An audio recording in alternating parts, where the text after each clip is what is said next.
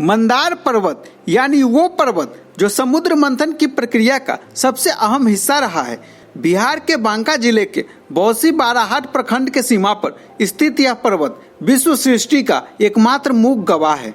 इतिहास में आर्य और अनार्य के बीच सौहार्द बनाने के लिए समुद्र मंथन किया गया था। उसमें मंदार को मथानी के रूप में प्रयोग किया गया। बेहिसाब घर्षण और पीड़ा झेल कर भी उसने सागर के गर्भ से 14 महारत्न निकालकर मानव कल्याण के लिए संसार को दे दिए। फिर भी दुनिया की भूख नहीं मिटी। तब भी लोग पर्वत के अस्तित्व पर उंगलियां उठाने से बाज नहीं आते। लेकिन आज हम आपको बताने जा रहे हैं उन प्रमाणों के बारे में जो आज भी शोर मचाकर समुद्र मंथन होने की गवाही देते हैं। दोस्तों, क्षीर सागर में सोए हुए भगवान विष्णु के साथ भी मंदार मौजूद था, जो आज भी एक रहस्य बना हुआ है।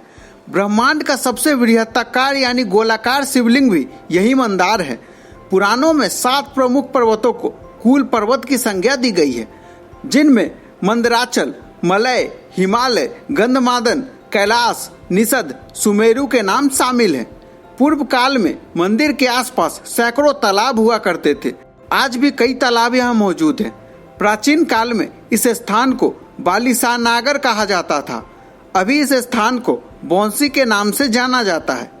मंदार के शिखर की ऊंचाई करीब 750 फीट मानी जाती है।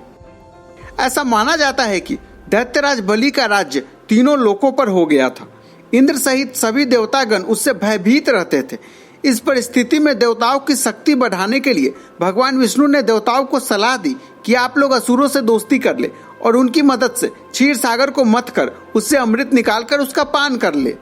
यह समुद्र मंथन मंदार पर्वत और बासुकी नाग की सहायता से किया गया, जिसमें हलाहल विष के अलावा अमृत, लक्ष्मी, कामधेनु, एरावत, चंद्रमा, गंधर्व, शंख सहित कुल 14 रत्न प्राप्त हुए थे। मंथन से जो विष निकला था उसे भगवान शिव ने अपने कंठ में धारण किया था और विष्णु जी ने मोहिनी रूप लेकर छल से सारा अमृत देवताओं को पिला दिया था, जिससे देवताओं को अमृतों की प्राप्ति हुई थी। पौराणिक कहानियों के अनुसार समुद्र मंथन में भगवान शिव के प्रिय नाग बासुकी को रस्सी की तरह प्रयोग किया गया था, जिसका प्रमाण पहाड़ पर बनी हुई लकीरों से मिलता है।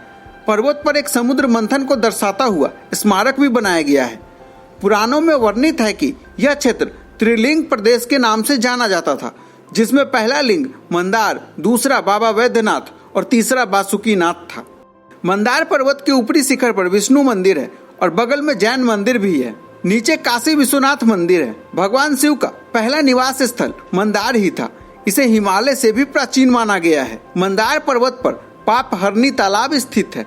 प्रचलित कहानियों के मुताबिक कर्नाटक के कुष्ठ पीड़ित चोल वंशीय राजा ने मकर संक्रांति के दिन इस तालाब में स्नान किया था, जिसके बाद से उनका स्वास्थ्य ठीक हुआ। तभी से इसे पाप हरनी के रूप में माना जाता है। इसके पहले पाप हरनी मनोहर कुंड के नाम से जाना जाता था। पाप हरनी तालाब के बीचों बीच लक्ष्मी विष्णु मंदिर स्थित है। हर मकर संक्रांति पर यहाँ मेले का आयोजन होता है।